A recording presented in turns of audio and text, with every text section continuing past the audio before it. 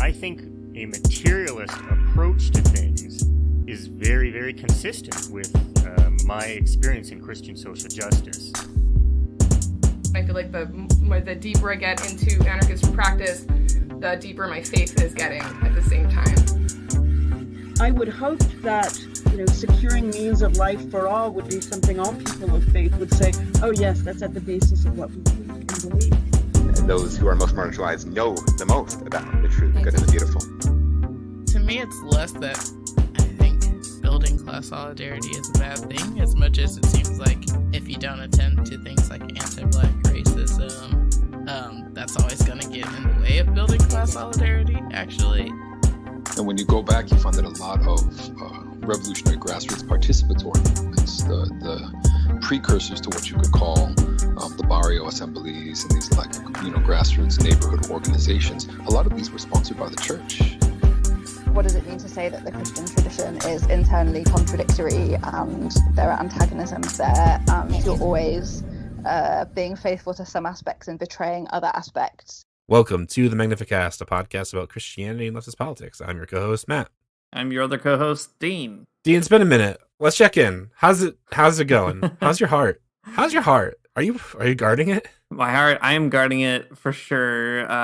It is tired, really exhausted, I feel.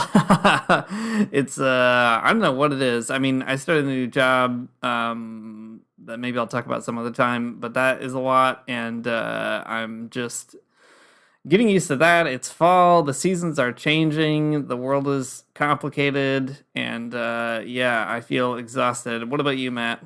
Yep, tired, exhausted, would love to be in bed, Yeah. but no, someone's got to make this podcast, and none of you out there are doing it, so Dean and I have to. Yeah, that's right. And here we are today. Well, before we dive into things, let me say really quickly that if you like our podcast, and I know you do, probably, you can support us on Patreon at patreon.com/themagnificast, and there it all is. It's all there.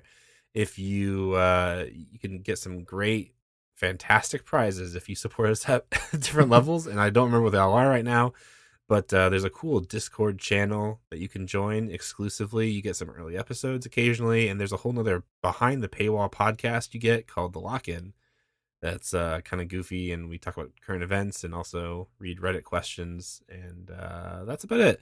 So yeah, if you are into this podcast, you can support us there. That'd be great. Something that I actually really appreciate about the old Discord these days is that lately we've been meeting once a month to talk about the monthly review.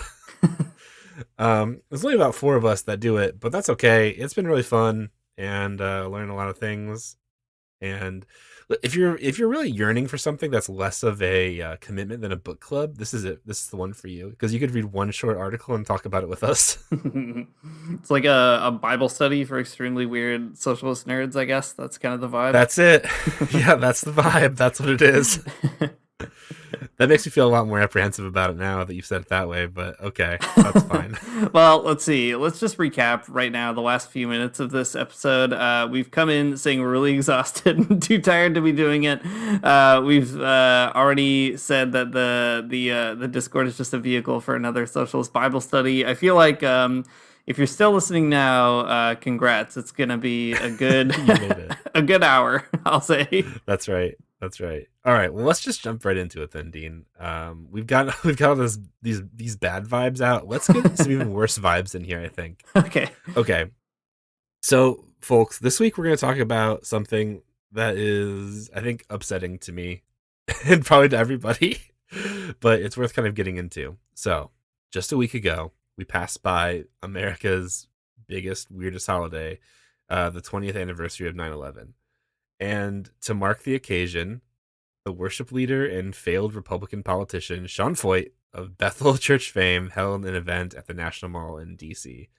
The event was part of his Lettuce Worship Tour, the one that you've probably heard about. It's been going around kind of as a protest against COVID lockdowns. We'll talk about that more later, I guess. But anyways, it's been taking place around the country, and showing up and worshiping when the government doesn't want them to. At this event on 9/11, a lot of pretty peculiar to say the least. Right-wing figures were there, lots of pastors doing things, saying things you don't want them to about the election. But most notably, Donald Trump did join the rally through a pretty bizarre pre-recorded speech. And hang on, I have to stop right here and talk about this really quick. Yeah, we'll get please into do. it more later. But I went back and I did watch some of this rally, and to tell you the truth, I did scrub through it because there's no way in hell I'm going to listen to any of these worship songs. But I did watch some of the speakers just to kind of get a flavor for what it was like. And Donald Trump did have this like pre-recorded video that is extremely funny. So first of all, the background of the video, it looks a lot like he is in the Oval Office, but it's not. It's like a very presidential background. It's like, it's definitely on a soundstage somewhere. And he's just like really kind of, he misses it, I'm sure. I have one of those in my apartment. Yeah, sort of a corner of your room that you Skype in. That it does look like. Yeah, it's where I do all my my work meetings. I'm sure your workmates really do appreciate that. You look very presidential today, Dean. I'm sure. Yeah. The other thing is that man, somebody must have been coaching Trump through this like pre-recorded speech, because it is like he is laser focused in it.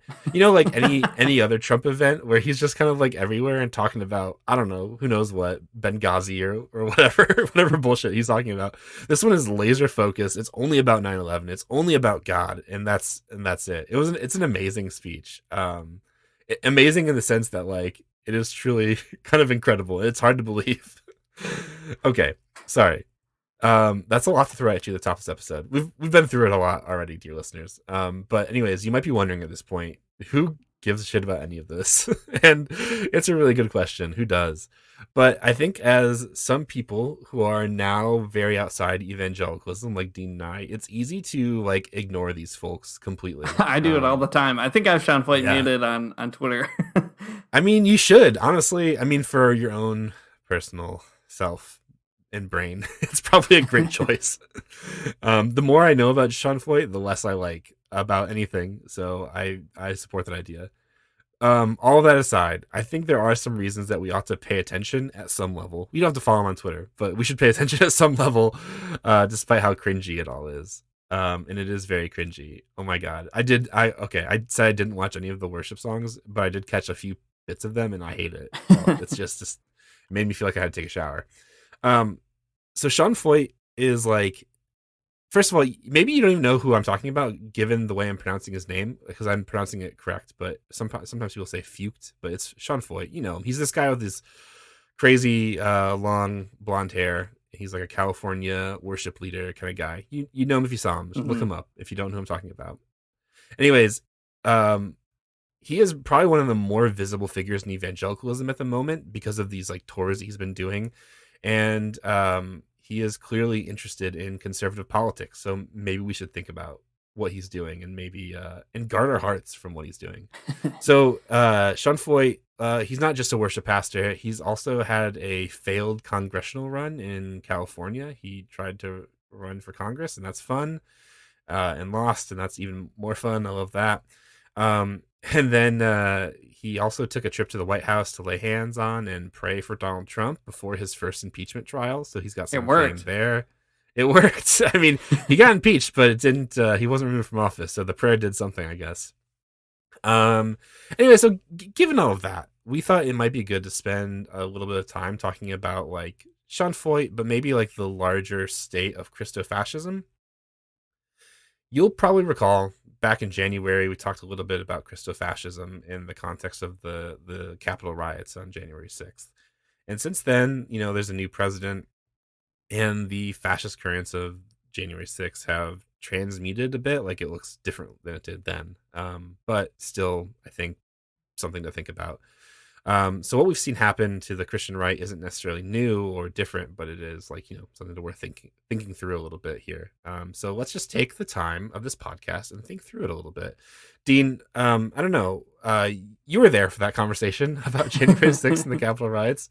What did we talk about? What's your recollection? Where did we get to? Oh boy, my recollection is pretty fuzzy now, but I think that we relied a lot back then on Dorothy Zoela in particular, who I think is a really valuable voice. If you've never heard of her, she's a theologian from Germany.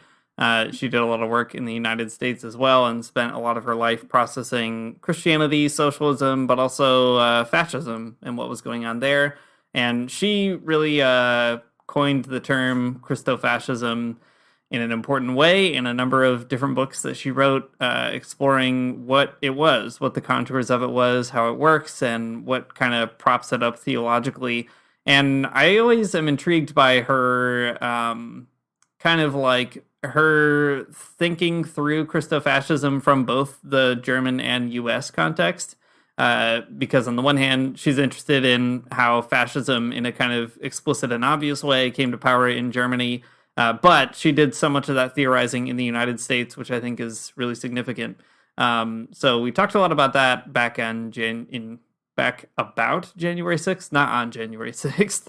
Right. Yeah. And I think, I don't know, what's always been useful to me about people like Zoela and others is that Christofascism as a term really highlights that Christianity has this unique, important role to play in fascist rules of order or political movements and so on.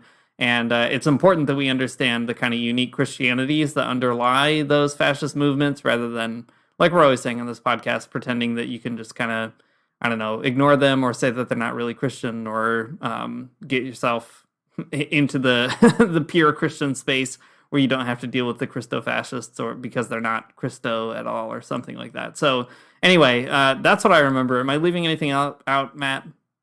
No, I mean, I think that's pretty good, right? I think that's the important piece to me, at least, that Christofascism is actually, it has a claim to Christianity or something, that it comes out of Christianity proper, not as something that's like, foreign or whatever. I think that's important. Because I think that we need to reckon with the extremely weird ideologies and like ways that Christianity can be like wielded in different directions. I think that's worth doing.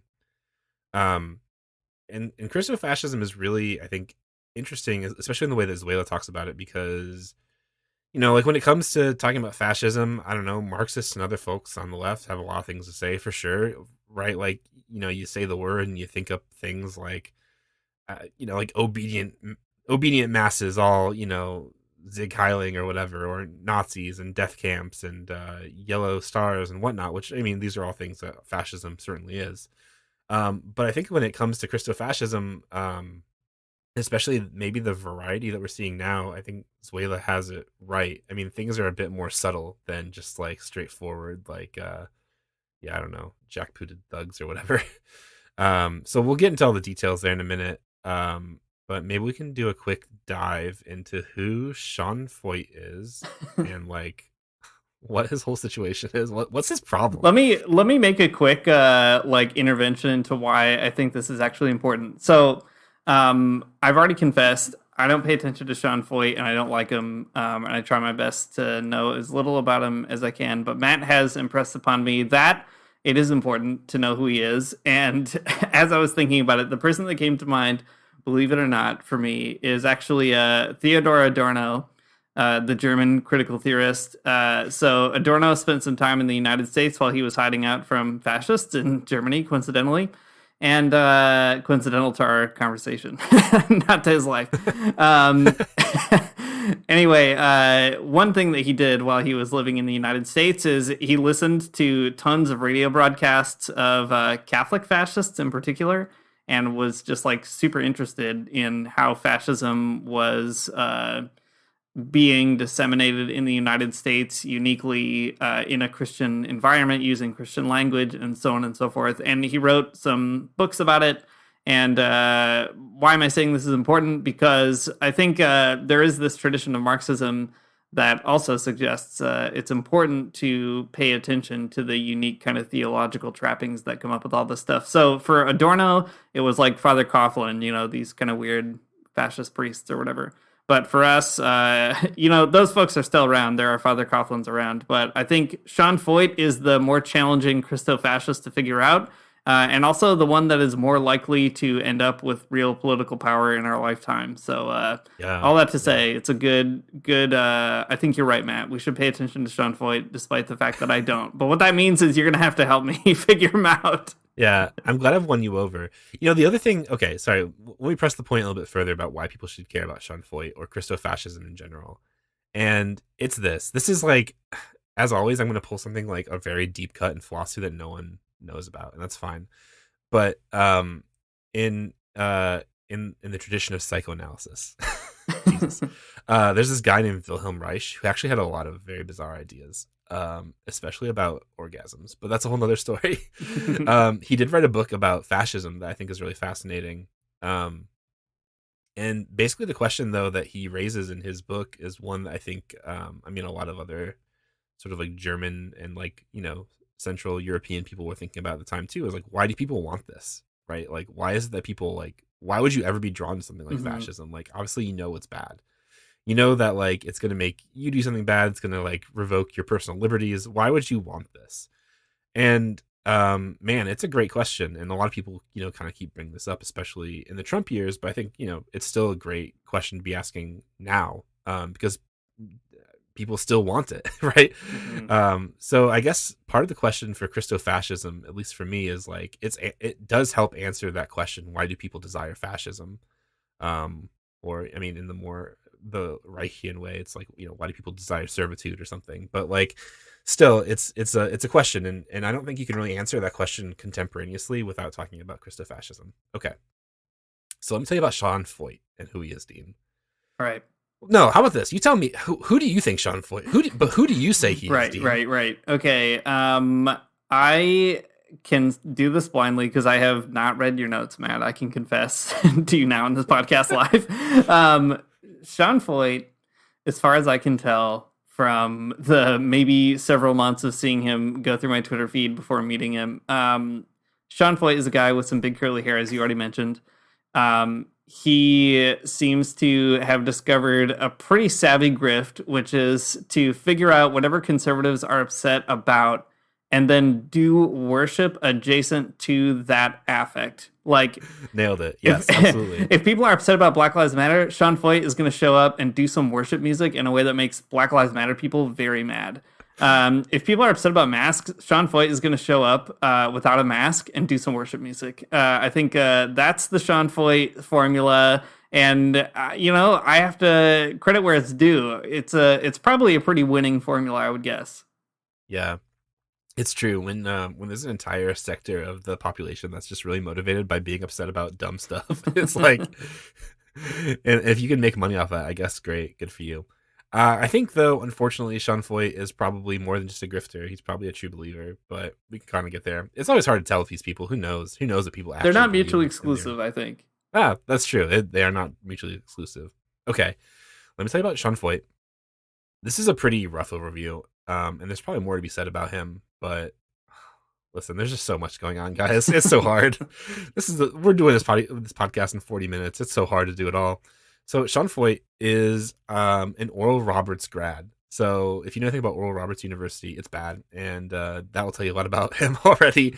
Anyways, he is now a worship leader at Bethel Church in Redding, California. And if you know anything about that church, you also know he's probably pretty bad. So if you're unfamiliar with Bethel, it is a non-denominational, quote-unquote, neo-charismatic megachurch known for very conservative politics and some other pretty wild beliefs, especially about the supernatural and healing and a lot of other things that make me kind of upset to think about. I want to put this tactfully because it's not funny. It's very tragic, actually. But here's, some idea of kind of where Bethel Church is at theologically in this whole thing. So in 2019, Bethel Church made it into the media for actually trying to resurrect the worship leader's daughter, who was recently deceased, just by like kind of praying over her. And man, I remember having a very visceral reaction to this in 2019. And I remember a lot of people who were like making fun of them on Twitter. And I mean, that's what people do on Twitter. So I don't know, I guess fine. But anyways, I can't think of anything more tragic than this kind of scene. Mm-hmm. But this is maybe it's a great encapsulation of kind of like the ideology or I guess the theology of Bethel Church. It's just sort of really enamored with this really particular type of evangelicalism that has this like charismatic bent to it about healing and faith healing and, laying on hands and all these kinds of things.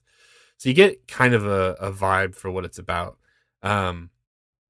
Personally, to me, I went to one of these churches. I went to a youth group at a Assembly of God's church for a minute, and a lot of this like really is like representative of my experience as well. Not anything that extreme, but just like faith healing and like speaking in tongues and whatnot. It's all a lot. And you know, people write sort of the charismatic tradition off too quickly, I think. But man, it can be really heartbreaking to sort of see as a thing unfold, and I hate it. Okay, so hopefully that's done with enough tact and given respect that it's due. I just hate it. It's such a bummer, and very sad.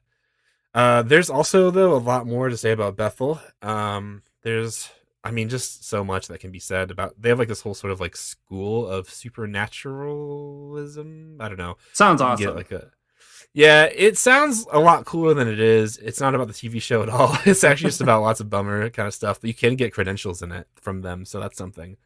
But I think maybe the most insidious part of the church, I think the part that has the biggest tie-in to the Christofascist kind of piece of this all, is that they run several music labels that push out some pretty popular worship music in that whole genre. Man, there's actually a really good episode of Shitty Christians. It's another podcast where they talk a little bit about the labor of all of that, where they don't pay a lot of their musicians that work at the church, and they don't ever see any of the royalties from that, which I think is another fascinating aspect altogether. So go look that up, I guess, if you want to. But anyways, I point out the music part of this because not only is like that's Sean Feucht's like main role in the church, is kind of being like a worship leader, but it also it's important because the worship piece like creates a pipeline that kind of you know, it's a pipeline from, I don't know, like toxic evangelicalism into like the hyper conservatism of a place like Bethel. You know, like they release all of these like really popular worship albums, and if you've never been to an evangelical church, maybe this is news to you, but like every evangelical church has a worship band, and that worship band will like play whatever's popular at the time, and like chances are it's probably some of these Bethel songs or whatever. So you know, you'll hear it from your local worship band, and then you'll figure out who it's from and buy their CD and kind of become more enamored with it or whatever. It's kind of this this line of flight from Bethel to like the rest of the evangelical world that you Is can there pick up on. what's like an example of a popular Bethel song that I might know? No, I couldn't even tell you. I have Okay, no idea. sure. Like I said, those are the parts of the songs I skipped. I don't listen to those. It's not because I don't have any kind of intellectual curiosity, but I think that might trigger me too much. Yeah. It's like it's pulling the ripcord of a whole bunch of things I'm probably not ready to deal with. Yeah, I'm just googling top Bethel songs. Keep going, but I'm gonna see if there's any that I know. Yeah, I mean they come out with new ones all the time. There's like a whole Right. it's a whole industry, you know. So it's like I don't know. I feel like we're probably both far enough removed that they wouldn't even be Yeah. you know recognizable to us, but who knows. So anyways, from this whole conversation, you can start to get an idea of like what's going on with Bethel and with Feucht. But the most recent development in this particular story is it's I guess it's now finished. I don't know. It's hard to say. But a tour where he was going around the country called the Let Us Worship Tour. And the impetus for this tour is, I think, pretty clear. Everyone knows this, unless you've been living somewhere. This doesn't affect you. I mean, if you are unaffected, let me know, and I'll move there. But the COVID pandemic has led to, you know, state and federal governments to put all kinds of restrictions on social situations like church in order to slow the spread of the pandemic. You might be familiar with this, listeners. Anyways, people like Feucht, however, have taken these moderate to weak measures that the government has put in place, not even very strong at all, as an opportunity to sort of ramp up the political energies that he has in his base and tour around the country. And I pulled some flavor text off of Sean Feucht's website to kind of explain the tour, and I think it's really fascinating. Anyways, I'm going to read it right here. Actually, Dean, will you read it in the notes? I will. Yeah, I'll just say to you, by the way, I did find there are some Bethel songs I would have sung at my evangelical college that I did undergrad at, but I'm not going to say what they are to save you and our listeners from that quick trigger. Okay, here's the flavor text. The fervor to worship God, free from government edict and societal persecution, drove America's earliest settlers across oceans and wild frontiers to this beautiful land to create a new nation built on a simple premise that all men are created equal and cannot be denied their inalienable rights to life and liberty. But our freedom to worship God and obey his word has come under unprecedented attack. It's never been worse. Powerful politicians and social media giants, what a dark alliance, have engaged in uncharted abuses of religious liberty, silencing the faithful, banning our voices, and outright attacking our God-given right to declare his goodness. You can't even say that anymore. States across America, including here in California, have shut down church services and even outlawed singing in church. Instagram and Twitter is censoring Christian voices every single day, and every hour that passes, they grow bolder in their efforts to silence the faithful. It's time for the church to rise up with one voice and tell our government leaders and the rulers of big tech that we refuse to be silenced. There it all is. Things have never been worse for Christians. We're under constant attack. Our voices constantly being taken off Twitter. That claim particularly is very interesting. Sean Feucht had like a video of him removed from Twitter for some reason, or that's what he reports, that it was removed from Twitter. And then I guess to capitalize upon the moment, Josh Hawley actually tweeted about it too. Josh Hawley is everyone's favorite seditionist in the United States. That's who this guy's hanging out with, whatever. Anyways, I have no idea if that's actually true, if the video did get taken down from Twitter. I mean, probably not. It's probably made up, but interesting nonetheless. I mean, it's all here sort of coalescing into this picture where Christians are really under attack. The government is cracking down. You can't even sing, which is stupid. I mean, obviously there's like some crucial context here missing from this. Like there's an awful pandemic that's killed like more than 600,000 people in the United States, and like that's why you can't sing, and like maybe stop crying about it. But anyways, that's what the Torah is kind of about. It's taking, just like you said earlier, Dean, it's taking the things that Republicans are mad about, and it's going to kind of capitalize upon them in a way that is, I don't know, a good grift, and also kind of seemingly believable. Like maybe he actually believes this. Mm-hmm.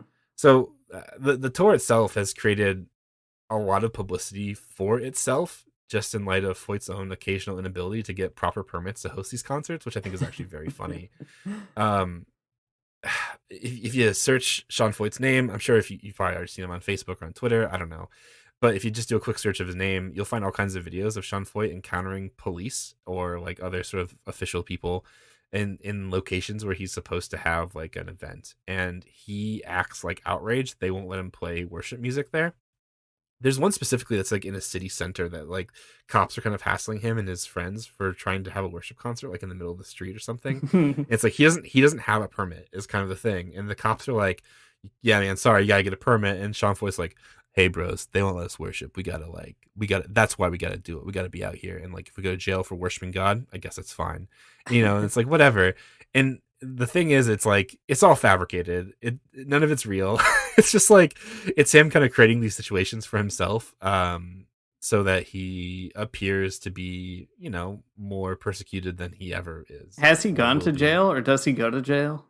Not that I know of. I think actually he did go to jail briefly or something, but never for very long. Mm-hmm. It's always just for like something stupid. Yeah. So the moral of the story is, though, that it's not that the cops are like persecuting him because he wants to play worship music, which I mean, honestly, maybe they should, but no, just kidding. He's getting hassled by police because he like doesn't have the right permits, or he's just trying to do something kind of spontaneously or whatever. So like it's like this really interesting spectacle though to kind of see happen on social media. Because on the one hand, it's like it's Christian persecution narrative, but also it's playing with a lot of the same imagery of like the George Floyd protests or like sort of other anti-police protests where he like shows up and the cops are like hassling him or whatever, right?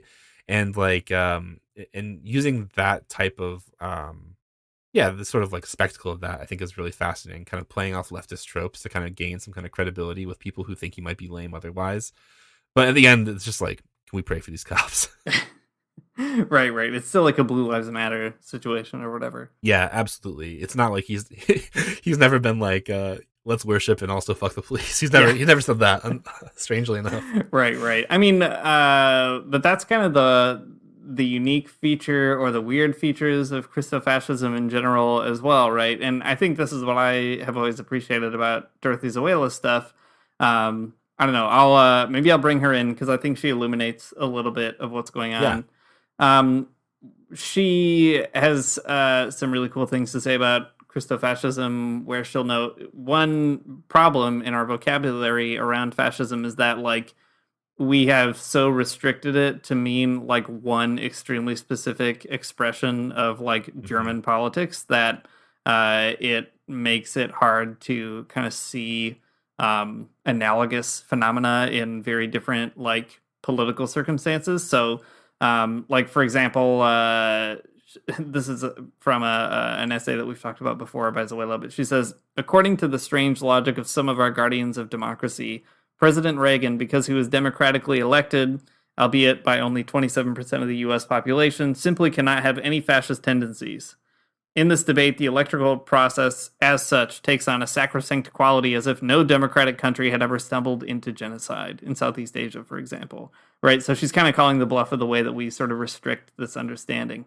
But she goes on to say, talking about Christofascism, the most dangerous thing about Christofascist religion is precisely that it is not compulsory, nor is it brought about in totalitarian fashion by violence. It's a matter of what critical Americans call soft fascism, chauvinistic nationalism, militarization of one's own land and all its dependent countries, the still unconquered racism that expresses itself in the reintroduction of capital punishment, the celebration of violence in films, all kinds of other stuff that she talks about. But the key thing here is that Christofascism is so insidious or like has a hold on us because it does not seem like it's compulsory. And Sean Feucht is such a great example of that. You know, Zoela is writing as Reagan is kind of driving up neoliberalism and the rise of hyper-individualism and so on. Feucht, I think, is the kind of, metastasized version of that sort of experience, right? Somebody who is like saying that they are being persecuted by the police or whatever, and still nevertheless is like a major champion of police, right? Is kind of obsessed probably with the troops, I would guess. You know, there's this kind of internalization of both absolute freedom on the one hand, like selling yourself as the defender of freedom, and on the other hand, like totally making yourself available as the mouthpiece of the most violent and reactionary parts of like the American cultural order or something. So I think it's useful to kind of keep on tracing how Christofascism has developed or is developing, especially in the post-Trump era, as all these strange kind of features of Christofascism start to manifest. Yeah, you know, it's actually, I was going to bring this out in a minute, but let's just do it right now. In August, so earlier this summer, Sean Feucht went to Portland. I mean, you know, Portland is like one of those cities in the United States that is, I mean, it's had all kinds of protests. From George Floyd to, you know, everything, right? Like there's been all kinds of unrest in Portland for, you know, good reasons. Anyway, so Sean Feucht went to Portland to have one of these like let us worship kind of situations, and there was a little bit of press hubbub when this like picture emerged from his Twitter account. It's like a picture of him in Portland, but he's there with his security team. I'm sorry, volunteers. They're all volunteers. No one's getting paid for this, of course. Anyways, I'm sure everyone's seen it, but maybe it's a minute removed from your brain since it happened in August. But it's this picture of Sean Feucht. He's like in the center of the picture wearing like, you know, like a flannel shirt or whatever, and he has a guitar in his hand, and then he's surrounded by a bunch of guys that look like they are like Proud Boy rejects. And like, you know, they all have like tactical vests on and sunglasses and like guns. And anyways, Sean Feucht has like this like caption that goes along with it, and he said, "These are all ex-military, ex-police, private security, and most importantly, lovers of Jesus and freedom. If you mess with them or our First Amendment right to worship God, you'll meet Jesus one way or another." And it's such a good example, though, of the ways that fascism works I think for this particular subset of Christianity, it's like intense militarization, right? If you get in our way, me and my closest 20 friends from the Proud Boys will definitely murder you. Yeah, it is wild. Yeah. Yeah, but even that too is right. The most important thing is that they're lovers of Jesus, right? And exactly. Yeah, like they will literally murder you and send you to Jesus in the name of Jesus. That is Christofascism for sure. It's great. I love it. No conflicts here whatsoever. All makes sense as far as I can see. All right. Let's get back to the matter at hand, though. 9/11, it just happened. We just passed by it. Such a bizarre kind of moment 20 years later, it's such a bizarre moment. I don't think anyone knows what to do with it anymore. Mm-hmm.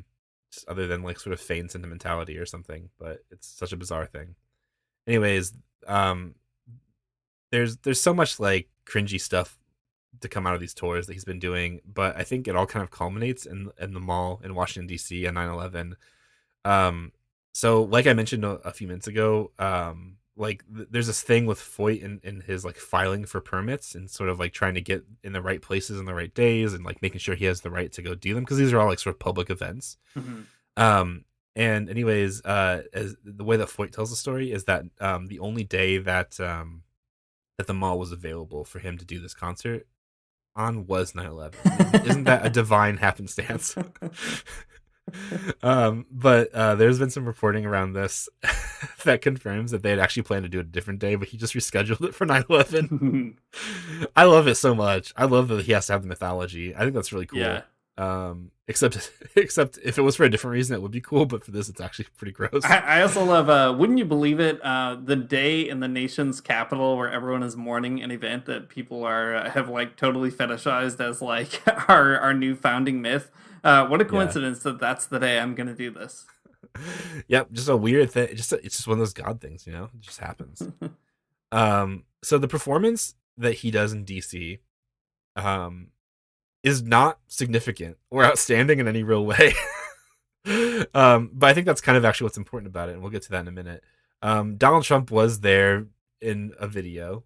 Like I said, it's very stiff and straightforward video. He is to the point and has no sort of meandering thoughts about anything, which is very unlike him, I think. Anyways, but that's what happens. I watched a little bit of this concert, like I said, and I will reiterate that it is totally boring and pretty mundane. Like, as far as worship services go, that's it. If you've ever been to an evangelical worship service, there's nothing really that different about what Sean Feucht did. There were songs and there were prayers and there were people waving their arms around and sort of like this weird, religious ecstasy or whatever. There were like some additional talking points, like with different pastors talking about Trump and 9/11. Like one of the speakers, all the speakers are Republicans. Like, that's to say the very least, right? Mm-hmm. And some of the speakers would kind of say things that were more, conservative talking points than others. One of the speakers specifically went as far to say that, Trump did win the election twice and Joe Biden stole the election, this whole thing, whatever.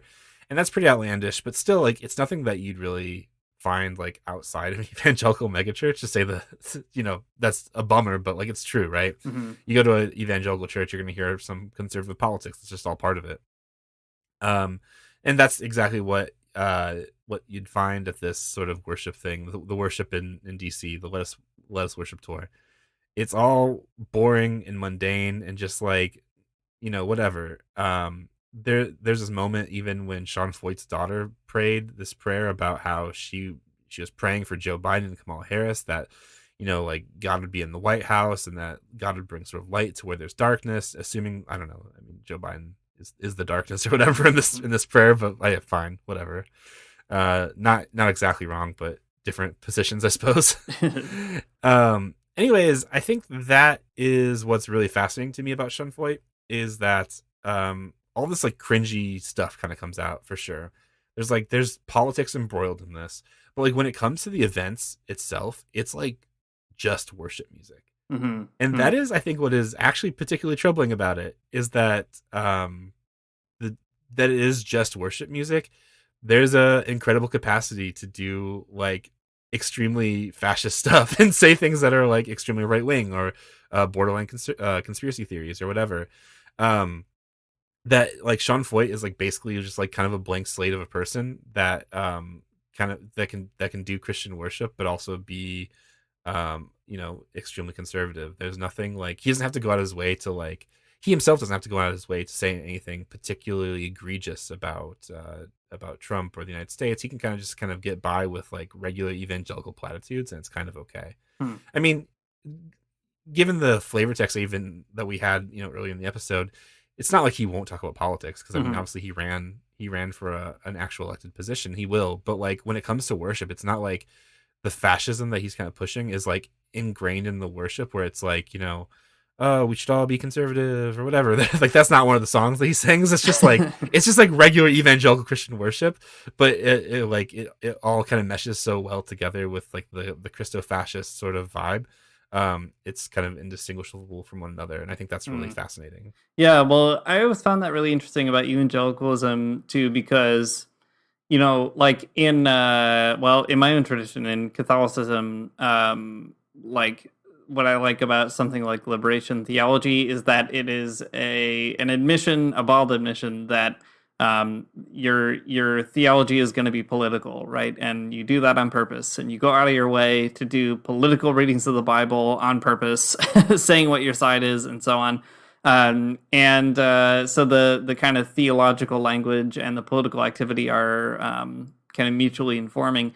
What's so fascinating about evangelicalism is I find a lot of the time, not always, I think there are exceptions to this, but a lot of the time, the fact that the sort of worship music itself is almost like, so purified from the earthly domain or whatever, or, it becomes sort of a screen that allows you to say, well, this is so pure and not political in itself. And that's exactly what enables the absolute worst political opinion on the outside, because you're sort of protecting that thing. There's this like assumption that the worship itself is apolitical, and that's exactly why outside the worship service you have to be political, or the worship itself is political in that kind of way, just because the world can't tolerate something that unearthly or these extremely good Bethel songs or whatever.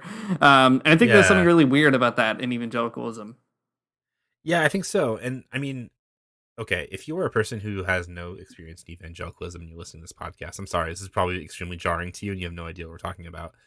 But like, but I think that, to a certain extent too, the evangelical worship experience is built toward this type of otherworldliness and geared towards a type of individualism that kind of lends itself to this very bizarre way of thinking, or sort of a magical way of thinking about religion, rather than being, liberationist. It's extremely like inward would be the wrong word, just like self-indulgently individualist. Yeah, like I've heard it described as like very masturbatory, and I think that's maybe a crude image, but it does feel intuitively right in some ways.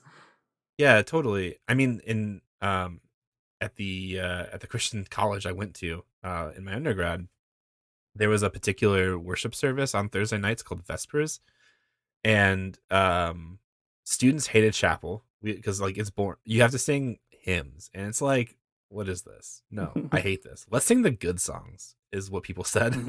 Anyways, at Vespers you sang the good songs, but the whole atmosphere is engineered in a particular way that lends itself to this to the masturbatory nature of it all, or the very self-indulgent nature of it all.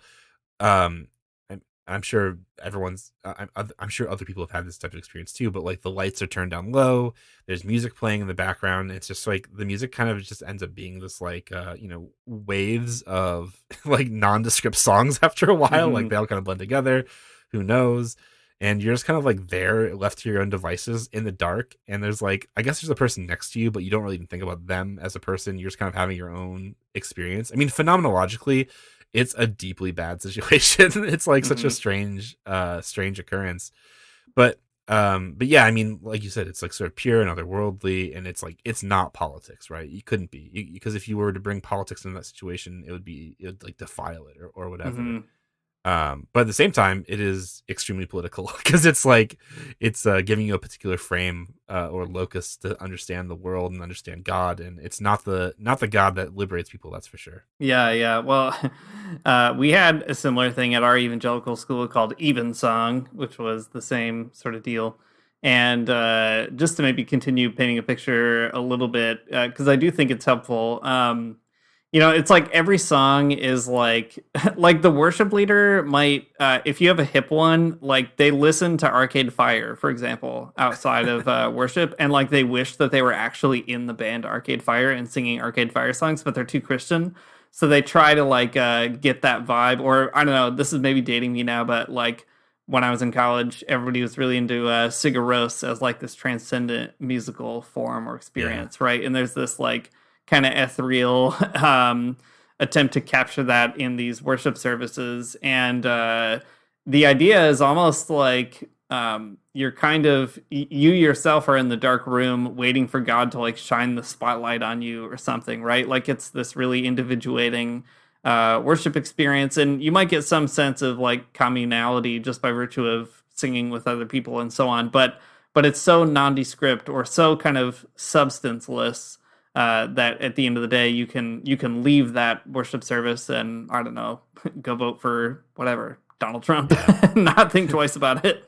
Totally, because it's like, whatever happens during worship or whatever, it's completely detached from your everyday life or whatever. Or your everyday life is like so much worse than that, right? Like, right. That's like the real true reality where you're kind of like witnessing, God or whatever. And once you leave, it's like all downhill from there. Right. Cool. Well, let me read this other idea here from Dorothy Zuela that I think is really powerful. This is at the end of her essay on Christofascism. She said this: at a mass meeting, 1,000 voices shouted, "I love Jesus" and "I love America." It was possible to distinguish the two. The kind of religion knows the cross only as a magical symbol of what he has done for us, not as the sign of the poor man who was tortured to death as a political criminal. Like thousands today who stand up for this truth in El Salvador, this is a God without justice, a Jesus without a cross, an Easter without a cross. What remains is a metaphysical Easter bunny in front of the beautiful blue light of the television screen, a betrayal of the disappointed, a miracle weapon in service of the mighty. Dorothy Zuela is right, I guess. Yeah. And this is exactly, this is exactly the Sean Feucht aesthetic, though, right? Like, if you go to a worship service, if you go to Let Us Worship, if you're there on 9/11 or there in Portland or whatever, this is not about a Jesus who was a political prisoner who was killed by the Roman Empire. This is not about like a preferential option for the poor. There's no mighties being torn down from their thrones, no lowlies being lifted up. It's just like it is a masturbatory experience that makes you feel good, and politics can be a part of that, but like it is you're worshiping to like own the libs or something, and not because you think that like there could be some kind of better world or that like God is on the side of the poor or something like that. It's something different. Yeah, and what's weird about it, like phenomenologically speaking, there's another grad school term. Speaking just from, I don't know, the experience of being in those spaces, like when I was in those spaces, I had a lot of weird conservative ideas in my brain, I guess, but I was also like a Christian anarchist at the same time, right? Like lots of contradictions happening all at once. And I think phenomenologically, just thinking about my own life, like I don't think that those worship services, like I would have left them still hating, I don't know, George W. Bush, they didn't turn me into a Republican, I guess is what I'm saying. But at the same time, it's like, what they definitely didn't do is kind of put me on a path toward, I don't know, figuring out how to make the world a better place and a different place and so on, right? That's just not their function. And I think what's so genius about Sean Feucht in a kind of diabolical way is that he's been able to harness the sort of deep like spiritual, I don't know, thing that happens to people in that moment or whatever, and tie it to the worst impulses of like the Christian right or Christian fascism happening in the United States today. So you end up actually like preying on people's experience in maybe kind of like a vulnerable place, and then almost like bonding them in this bizarre way to those fascist politics, because you can't really separate the spiritual affect from the bizarre conditions that he's created in which you have that feeling. Yeah, I think that's right. That's a good way to put it, though. I mean, it's the same thing that, like, going to the divine liturgy isn't going to make you a communist or something, right? In the same way, but it does afford you different types of imaginative moments about things, and that's something. But there's some subtlety to it, I suppose. Yeah. Well, Matt, I have to commend you on all the research that you've done, and the real journalistic work at this podcast that you've done to subject yourself to Sean Feucht. Having done all that work, what's your let's see, what can I ask as a good final question to cap this podcast off? What's the future of Feuchtism? That's what I'll ask you.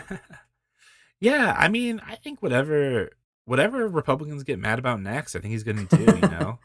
He's going to be a part of that.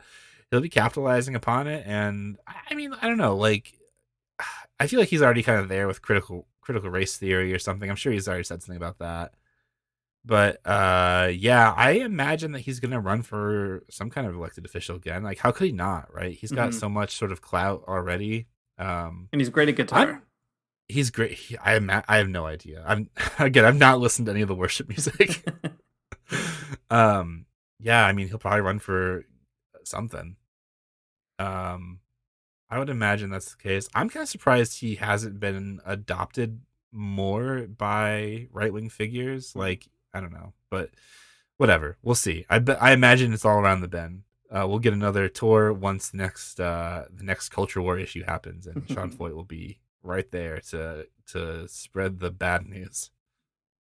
All right. Well, we didn't have enough time to figure out how to combat this other than to say, I don't know, don't go to Sean Feucht's weird stuff. You know that already. And organize your own little base community in your backyard. And I don't know, what else should we say at the end here, Matt? How can we Yeah.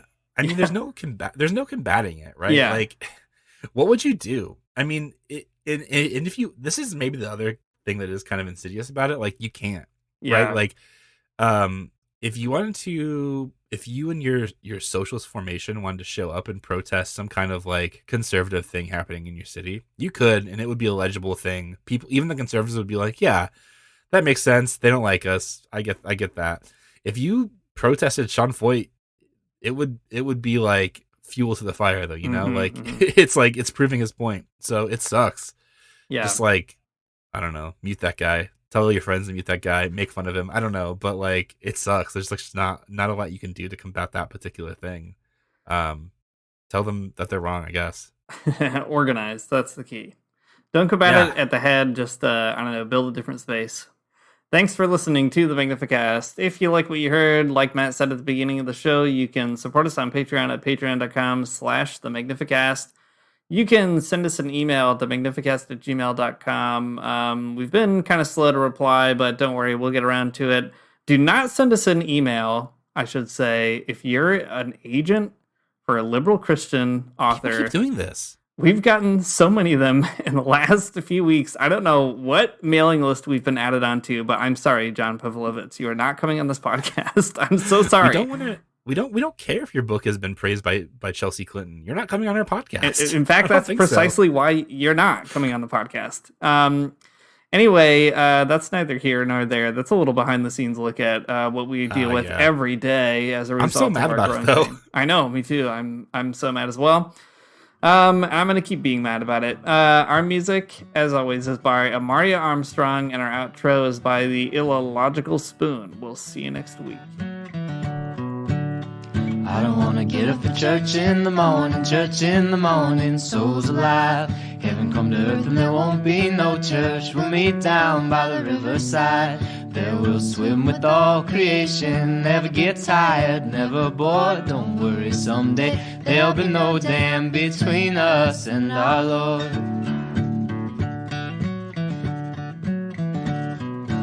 Jackson, keep your hoods up. Keep your hoods up and you stay up late. In Jackson. You keep your hoods up, well, you keep your hoods up, and you stay up late. Oh, don't mind a cold night, but we might mind if you leave too soon. So come on now, it's still early. At least I would've